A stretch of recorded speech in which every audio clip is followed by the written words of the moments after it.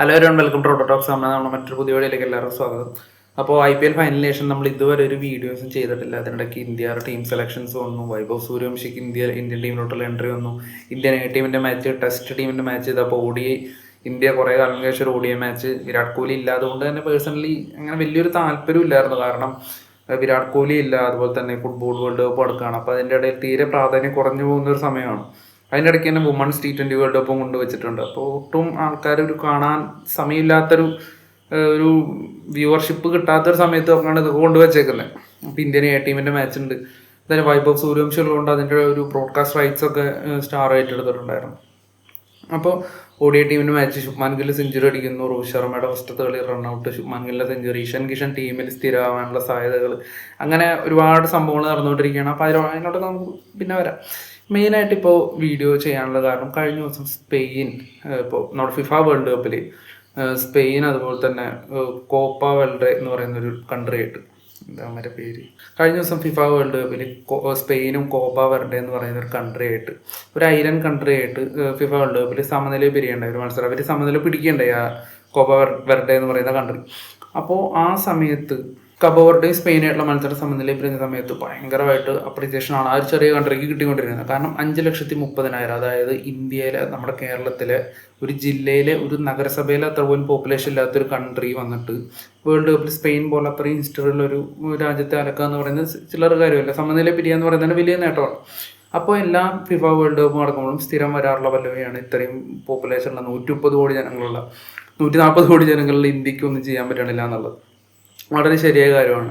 പക്ഷേ ഇവിടെ നമ്മൾ ബേസിക്കായിട്ട് മനസ്സിലാക്കേണ്ട കാര്യം പോപ്പുലേഷനല്ല ഒരു നല്ല ഫുട്ബോൾ അല്ലെങ്കിൽ ഏതൊരു സ്പോർട്സിൽ ടാലൻസ് ഉണ്ടാക്കാനുള്ളൊരു, നമുക്ക് എത്ര പോപ്പുലേഷൻ ഉണ്ടെങ്കിലും ആ ഒരു സ്പോർട്സിന് ഇവിടെ യാതൊരുവിധ, അതായത് ഇവിടുത്തെ ജനങ്ങൾക്കിടയിൽ യാതൊരുവിധ ഡിമാൻഡും അല്ലെങ്കിൽ അവർക്ക് അതൊരു താല്പര്യമില്ലെങ്കിൽ നമുക്കൊരിക്കലും നല്ലൊരു സ്പോർട്സ് ടീമിൽ ഉണ്ടാക്കാൻ സാധിക്കില്ല. 5 ലക്ഷം പേർക്കും ആ ഫുട്ബോൾ എന്ന് പറയുന്ന സ്പോർട്സിനോട് ഭയങ്കരമായിട്ട് താല്പര്യമുണ്ട്. അവരതിനു വേണ്ടി പ്രയത്നിക്കുകയാണ്. 140 കോടി ജനങ്ങളിൽ 120 കോടി ജനങ്ങൾക്കും ഈ പറയുന്ന ഈ ഒരു സ്പോർട്ടിനോട് ഒരു താല്പര്യമില്ല, അവർ കാണാൻ പോലും താല്പര്യമില്ല. അതുകൊണ്ടാണ് FIFA വേൾഡ് കപ്പിൻ്റെ ബ്രോഡ്കാസ്റ്റ് റൈറ്റ്സ് പോലും ഇവിടെ ആരും തുറക്കത്തി എടുക്കാതെ വരുന്നത്. അപ്പം അങ്ങനത്തെ ഒരു കൺട്രിയിൽ ഇത് എത്ര വലിയൊരു സംഭവമാണെന്ന് പറഞ്ഞാലും, ഇവിടെ എത്ര പോപ്പുലേഷൻ എന്ന് പറഞ്ഞാലും അവർക്ക് ആ സ്പോർട്ടിനോട് താല്പര്യമില്ലെങ്കിൽ ഇവിടെ എങ്ങനെ അത് ഉണ്ടാവും? ആ ഒരു സെയിം സംഭവമാണ് ഇവിടെ ഫുട്ബോളിന് വേണ്ടി സംഭവിച്ചുകൊണ്ടിരിക്കുന്നത്. ഇനിയിപ്പോൾ കുറേ പേര് എല്ലാ വർഷവും സ്ഥിരം കേൾക്കുന്നൊരു സംഭവമാണ് ക്രിക്കറ്റ് കാരണം ഇവിടെ ഫുട്ബോൾ വളരുന്നില്ല എന്നുള്ളത്. ക്രിക്കറ്റ് എന്ന് പറയുന്നത് ഇന്ത്യയുടെ 29 സംസ്ഥാനങ്ങളിൽ, അല്ലെങ്കിൽ ഇന്ത്യയുടെ കാശ്മീർ തൊട്ട് കന്യാകുമാരി, കേരളം വരെ ഭയങ്കര എല്ലായിടത്തും ഒരുപോലെ പോപ്പുലറായിട്ടുള്ള ആൾക്കാർക്ക് അത്രയും ഒരു ബ്ലഡിൽ അലിഞ്ഞു ചേർന്നുള്ളൊരു സ്പോർട്ടാണ്. നമുക്കിപ്പോൾ ഇന്ത്യയിലെ തന്നെ ഏറ്റവും പോവർട്ടി റേറ്റുള്ള ഒരു സ്റ്റേറ്റ് ആയിട്ടുള്ള ബീഹാർ എടുക്കാം. ആ ബീഹാറിൽ നിന്നാണ് ഇപ്പോൾ ഇന്ത്യയുടെ യങ് സെൻസേഷൻ ആയിട്ടുള്ള വൈഭവ് സൂര്യവംശി എന്ന് പറയുന്ന പ്ലെയർ ഉയർന്നു വന്നേക്കുന്നത്. അപ്പോൾ ആ ഒരു സ്റ്റേറ്റ്, അത്രയും പോവർട്ടിയിലുള്ള ഒരു സ്റ്റേറ്റിൽ പോലും ക്രിക്കറ്റ് എന്ന് പറയുന്ന സ്പോർട്ട് വളരെ ചെറിയ കാലത്ത് തൊട്ടിട്ട് അവിടുത്തെ ആൾക്കാർ ഫോളോ ചെയ്ത്, അല്ലെങ്കിൽ അവിടെ ടൂർണമെൻറ്റ്സ് നടപ്പിച്ച് അങ്ങനെ ഗ്രാസ് റൂട്ട് ലെവലിൽ ഇവിടെ ക്രിക്കറ്റ് ഡെവലപ്പായി വരുന്നുണ്ട്. അത് ഗവൺമെൻറ്റിൻ്റെ ഭാഗത്ത് മാത്രമല്ല, ഇവിടുത്തെ ആൾക്കാർക്ക് അവർക്കൊരു ഭയങ്കര ലഹരി പോലുള്ളൊരു സ്പോർട്ടാണ് ഈ പറയുന്ന ക്രിക്കറ്റ് എന്ന് പറയുന്നത്. അതുപോലെ ഇപ്പോൾ ബ്രസീലിലൊക്കെ ഫുട്ബോൾ എന്ന് പറയുന്ന പോലെ ഇവിടുത്തെ ഒരു സ്റ്റേറ്റ് ടീം കളിക്കുന്ന പ്ലേയേഴ്സിനെ വെച്ചിട്ട് നമുക്ക് വേണമെങ്കിൽ ഒരു T20 വേൾഡ് കപ്പിൽ ഗ്രൂപ്പ് സ്റ്റേജ് കടക്കാൻ വരെ സാധിക്കും. അപ്പോൾ ക്രിക്കറ്റിനെ സംബന്ധിച്ച് അത്രയും വലിയൊരു ടാലൻറ്റ് പൂളാണ് ഇന്ത്യ എന്ന് പറയുന്നത്. പക്ഷേ ഇതേ സെയിം സംഭവം ഫുട്ബോളിലോട്ട് വരുമ്പോൾ ഈ 140 കോടി ജനങ്ങൾക്കും ഈ ഒരു സ്പോർട്ടിനോട് താല്പര്യം വേണം. ബേസിക്കായിട്ട് സംഭവം ഇന്ത്യക്ക് ഒരു ഫുട്ബോൾ ടീമുണ്ട്, ഫുട്ബോൾ മത്സരങ്ങൾ ഇന്ത്യ കളിക്കുന്നുണ്ട്, ISL എന്ന് പറയുന്ന ഒരു സ്പോർട്ടോടെ ഉണ്ട്. അത് ഓരോ സ്റ്റേറ്റിലും പോകുമ്പോൾ അവിടെ വലിയ സപ്പോർട്ടൊക്കെ നമ്മൾ കാണാറുണ്ടായിരുന്നു. ഇപ്പോൾ ISL നിന്നും. അപ്പോൾ അത് തന്നെ അതിൻ്റെ ഒരു ബേസിക് എക്സാമ്പിളാണ്. ആളുകൾക്ക് ഫുട്ബോൾ കാണാനുള്ള താല്പര്യമില്ല ഇന്ത്യയിലെ ജനങ്ങൾക്ക് ഫുട്ബോൾ കാണാനുള്ള താല്പര്യം ഉണ്ടായിരുന്നെങ്കിൽ ISL ഇപ്പോഴും മാന്യമായ രീതിയിൽ നടന്നു പോയാണ്. പക്ഷെ ഇപ്പോൾ അത് നടക്കുന്നില്ല. അപ്പോൾ ഇത് തന്നെയാണ് ഒരു ബേസിക്കായിട്ടുള്ള റീസൺ. ആളുകൾക്ക് ആ ഒരു സ്പോർട്ടിനോട് വലിയ താല്പര്യമില്ല. നമ്മളിപ്പോൾ ഇവിടെ ഫ്ലക്സ് വയ്ക്കുന്നു, നമ്മൾ കട്ടൗട്ട് വയ്ക്കുന്നു, FIFA വേൾഡ് കപ്പ് ആകുമ്പോൾ നമ്മൾ ഭയങ്കര രീതിയിൽ അതൊരു ആഘോഷം പോലെ നമ്മൾ സെലിബ്രേറ്റ് ചെയ്യാറുണ്ട്. പക്ഷേ ഇന്ത്യയിലെ ബാക്കി എല്ലാ സ്റ്റേറ്റിലും ഇങ്ങനെയല്ല. ഈവൻ തമിഴ്നാട്ടിൽ പോലും നമുക്ക് ഇത് കാണാൻ സാധിക്കില്ല. അപ്പോൾ ഇതുപോലെ നമ്മുടെ സ്റ്റേറ്റ് വിട്ട് കഴിഞ്ഞാൽ ബാക്കി ഒരു സ്ഥലത്തും ഫുട്ബോളിന് യാതൊരുവിധ, ഇപ്പോൾ ഗോവ, വെസ്റ്റ് ബംഗാളൊക്കെ നമുക്ക് പറയാമെങ്കിൽ പോലും ഗ്രൗണ്ട് ലെവലിൽ, ഗ്രാസ് റൂട്ട് ലെവലിൽ തന്നെ ഡെവലപ്പ് ചെയ്തെടുക്കേണ്ട ഒരു സംഭവമുണ്ട്. ക്രിക്കറ്റിനൊക്കെ ഇവിടെ കിട്ടിക്കൊണ്ടിരിക്കുന്നതാണ്. കേരളത്തിലല്ല, ബാക്കി ഉള്ള സ്റ്റേറ്റിലും ക്രിക്കറ്റിന് കിട്ടിക്കൊണ്ടിരിക്കുന്നതാണ്. ഇഷ്ടംപോലെ അക്കാദമികൾ, കോച്ചിങ് സെൻ്ററുകൾ, ലോക്കൽ ടൂർണമെൻറ്റ്സിൽ നിന്ന് പോലും അത്രയും വലിയ ടാലൻസിന് നമുക്ക് ക്രിക്കറ്റിൽ നിന്ന് പിക്ക് ചെയ്യാനായിട്ട് സാധിക്കും. ഫുട്ബോളിലും അത്തരത്തിലുള്ള ചെറിയ ചെറിയ ലോക്കൽ ടൂർണമെൻറ്റ്സ് മുതൽ വലിയ ടൂർണമെൻറ്റ്സ് വരെയുള്ള സംഭവങ്ങളൊന്നും ഇന്ത്യയിൽ നമ്മുടെ സ്റ്റേറ്റിൽ ഒഴികെ ബാക്കി സ്റ്റേറ്റുകളിലൊന്നും നടക്കുന്നില്ല. അപ്പോൾ അതൊക്കെ തന്നെയാണ് ബേസിക്കായിട്ടുള്ള കാര്യം. പിന്നെ ക്രിക്കറ്റിന് ഫിറ്റ്നസ് വേണ്ട, ഫുട്ബോളിന് ഫിറ്റ്നസ് വേണം. അത്രയും ഫിറ്റ്നസ് ഇന്ത്യയിലെ ആളുകൾക്ക് ഇല്ല എന്നൊക്കെയുള്ള തനി മണ്ടത്തരങ്ങൾ വിളിച്ച് പറയുന്ന ആൾക്കാരുണ്ട്. അവരോട് നമുക്കൊന്നും പറയാനില്ല. ക്രിക്കറ്റ് എന്ന് പറയുന്നത് വളരെ വലിയ രീതിയിൽ ഫിറ്റ്നസ് വേണ്ട ഒരു ഗെയിം തന്നെയാണ്. വലിയ വലിയ രീതിയിലുള്ള ഫിറ്റ്നസും ടെക്നിക്കും ഒക്കെ വേണ്ട ഗെയിമാണ്. അല്ലാതെ ക്രിക്കറ്റ് എന്ന് പറയുന്നത് നിങ്ങൾ വിചാരിക്കുന്ന പോലെ ചുമ്മാ കയറി അങ്ങ് ആർക്കും കളിക്കാവുന്ന ഒരു ഗെയിമൊന്നുമല്ല. അപ്പോൾ ചില ആൾക്കാരെ ശരീരം വെച്ചിട്ട് അതാണ് ഫിറ്റ്നസ് എന്ന് ചിന്തിക്കുന്നതൊക്കെ വലിയൊരു മണ്ടത്തരമാണ്. അപ്പോൾ അത്തരത്തിലുള്ള മണ്ടത്തരങ്ങളൊന്നും പറയാതിരിക്കുക എന്നുള്ളതാണ്. ഇനിയിപ്പോൾ പോപ്പുലേഷൻ ഇത്രയുണ്ടെന്ന് പറയുമ്പോൾ നമുക്ക് ചൈന എടുക്കാം. ചൈന ഒരു എക്സാമ്പിളായിട്ട് എടുക്കാം. ചൈന എന്ന് പറയുന്ന ടീം അല്ലെങ്കിൽ അവരുടെ ഒരു കൺട്രി എന്ന് പറയുന്നത് സ്പോർട്സിൽ വലിയ രീതിയിൽ ഇൻവെസ്റ്റ് ചെയ്യുന്ന ചെറിയ കുട്ടികൾ, അതായത് LKG പ്ലേ സ്കൂളിൽ വരുന്ന കുട്ടികളെ പോലും അവരുടെ അഭിരുചി മനസ്സിലാക്കി അത് അവരുടെ ഇഷ്ടപ്പെട്ട സ്പോർട്ടിലേക്ക് തിരിച്ചു വിടുന്ന അത്രയും ഗ്രാസ് റൂട്ട് ലെവൽ വർക്ക് ചെയ്യുന്ന ടീം അവരുടെ സ്പോർട്സ് കൾച്ചർ എന്ന് പറയുന്നത് അങ്ങനെയാണ്. ഒളിമ്പിക്സിലൊക്കെ ഒരു മെഡൽ വാരിക്കൂട്ടുന്ന കണ്ടാൽ മനസ്സിലാവും.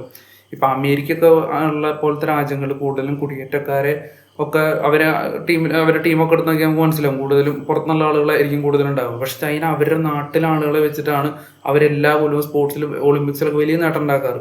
പക്ഷെ അവർക്ക് എന്തുകൊണ്ട് ഫുട്ബോളിൽ അത്തരത്തിലൊരു വളർച്ച ഉണ്ടാക്കാൻ സാധിക്കുന്നില്ല? ചൈനീസ് ലീഗ് പോലെ വലിയ രീതിയിൽ പണം മുടക്കി യൂറോപ്പിൽ നിന്ന് വമ്പൻ പ്ലെയേഴ്സിനൊക്കെ കൊണ്ടുവന്ന് വലിയൊരു സംഭവമായിട്ട് അവർ തുടങ്ങിയിട്ടുള്ളൊരു പരിപാടി ഉണ്ടായിരുന്നു ചൈനീസ് ലീഗ്. പക്ഷെ അത് മറ്റ് പല ഏഷ്യയിലെ ഇപ്പോൾ സൗദി ലീഗൊക്കെ നോക്കുമ്പോൾ വളരെ താഴെ കിടക്കുന്നതിന് കാരണം എന്താ? ബേസിക്കായിട്ട് ആളുകൾക്ക് ആ സ്പോർട്ടിനോട് വലിയൊരു താല്പര്യം വരണം. എന്നാൽ മാത്രമാണ് അവിടെ ഒരു ഓഡിയൻസ് ഉണ്ടാവണം. എന്നാൽ മാത്രമാണ് ആ സ്പോർട്ടിനോട് വലിയൊരു വളർച്ച ഉണ്ടാവുള്ളൂ. അത് ഏത് സ്പോർട്ടായാലും. ഇപ്പോൾ ചൈനയുടെ ഫുട്ബോൾ ഹിസ്റ്ററി നോക്കുകയാണെങ്കിൽ ഒരു വേൾഡ് കപ്പ് അവർ കളിച്ചിട്ടുണ്ട്. പക്ഷെ അത് നോക്കുകയാണെങ്കിൽ അന്ന് ജപ്പാനും കൊറിയയും സംയുക്തമായിട്ടൊക്കെ ആ വേൾഡ് കപ്പ് ഹോസ്റ്റ് ചെയ്തുകൊണ്ട് ചൈനയ്ക്ക് കുറച്ചുകൂടി ഈസി ആയിട്ട് ആ വേൾഡ് കപ്പിൽ പാർട്ടിസിപ്പേറ്റ് ചെയ്യാൻ പറ്റിയതാണ്. അപ്പോൾ അത് ഒഴിച്ചെടുത്ത് കഴിഞ്ഞാൽ ചൈനയ്ക്ക് അങ്ങനെ വേൾഡ് കപ്പിലോട്ട് അങ്ങനെ എൻട്രി ചെയ്യാൻ കിട്ടിയിട്ടില്ല. സ്റ്റിൽ ഏഷ്യയിലെ വൺ ഓഫ് ദ ബെസ്റ്റ് ടീമാണെന്ന് നമുക്ക് വേണമെങ്കിൽ പറയാം. ഇന്ത്യയെ സംബന്ധിച്ചിടത്തോളം ബെറ്ററാണ് അവർ. പക്ഷേ അതിൻ്റെ മെയിൻ കാര്യം എന്താ വെച്ചാൽ അവർ സ്പോർട്സിൽ ഓൾറെഡി വളരെ അഡ്വാൻസ്ഡാണ്. നമ്മളെ പോലത്തെ സ്പോർട്സിൻ്റെ പരിപാടിയൊന്നുമല്ല. നമ്മൾ ക്രിക്കറ്റ് ഒഴിച്ച് കഴിഞ്ഞാൽ ഹോക്കിയൊക്കെ ഒഴിച്ച് കഴിഞ്ഞാൽ അത്ലറ്റിക്സ് ബാക്കി അതിനുള്ളതൊക്കെ വളരെ പുറകിലാണ്. അപ്പോൾ ചൈനയെ സംബന്ധിച്ച് ചൈന അതിലെല്ലാം വളരെ മുൻപന്തിയിലാണ്. ഫുട്ബോളിന് വേണ്ടി അവർ വളരെ വലിയ പ്ലാനിങ് നടത്തുന്നുണ്ട്. അപ്പോൾ അതിൻ്റെ അവർ ഇൻവെസ്റ്റ് ചെയ്യുന്നതിൻ്റെ റിസൾട്ട് അവർക്ക് കിട്ടുന്നില്ല. പക്ഷേ അവർ അത്രയും വലിയൊരു ഇൻവെസ്റ്റ്മെൻറ്റ് ഫുട്ബോൾ നടത്തിയിട്ടാണ് അവർ ഏഷ്യയിലെ ടോപ്പ് 5 ടോപ്പ് 6 നിൽക്കുന്നത് തന്നെ. പക്ഷേ ഇന്ത്യയെ സംബന്ധിച്ച് ഇന്ത്യക്ക് ഫുട്ബോളിൽ കാര്യമായിട്ട് ഇന്ത്യ ഓരോ വർഷവും റാങ്കിങ്ങിൽ വളരെ പിന്നോക്കം പോയിക്കൊണ്ടിരിക്കുന്ന ഒരു ടീമാണ്. ഇന്ത്യക്ക് ക്വാളിറ്റി പ്ലെയേഴ്സ് ഇല്ല. ഇന്ത്യയുടെ ഒരു മത്സരം നമ്മൾ ലൈവായിട്ട് നമ്മൾ TV കാണുമ്പോൾ നമുക്ക് ആ ക്വാളിറ്റിയുടെ കുറവ് നമ്മൾ മനസ്സിലാകും. അപ്പോൾ അത്തരത്തിലുള്ളൊരു സ്പോർട്ടിന് ഇവിടെ ഓഡിയൻസ് ഇല്ല, അല്ലെങ്കിൽ ആളുകൾക്ക് ആ സ്പോർട്ടിനോടൊരു താല്പര്യമില്ല. അപ്പോൾ ആദ്യം അത് ഉണ്ടാക്കിയെടുക്കണം. എന്നാലാണ് അതിലോട്ട് കൂടുതൽ യങ്സ്റ്റേഴ്സ് വരുള്ളൂ. അപ്പോൾ കളിയുടെ ക്വാളിറ്റി കൂടുള്ളൂ. അങ്ങനത്തെ സംഭവങ്ങളൊക്കെ. ക്രിക്കറ്റിനെ പഠിച്ചിട്ട് യാതൊരു കാര്യമില്ല. ക്രിക്കറ്റ് എന്ന് പറയുന്നത് ഇവിടെ വളരെ ഗ്രൗണ്ട് ലെവലിൽ വൻ റീച്ചുള്ള ഒരു ഗെയിമാണ്. ഇവിടുത്തെ ഒരു സ്റ്റേറ്റ് ടീമിനെ കൊണ്ടുപോയിട്ട് വരെ നമുക്കൊരു വേൾഡ് കപ്പിൽ പങ്കെടുപ്പിക്കാൻ പറ്റും. ഒരു ക്വാളിറ്റി ഗെയിം അവർ കളിച്ചിട്ട് വരും.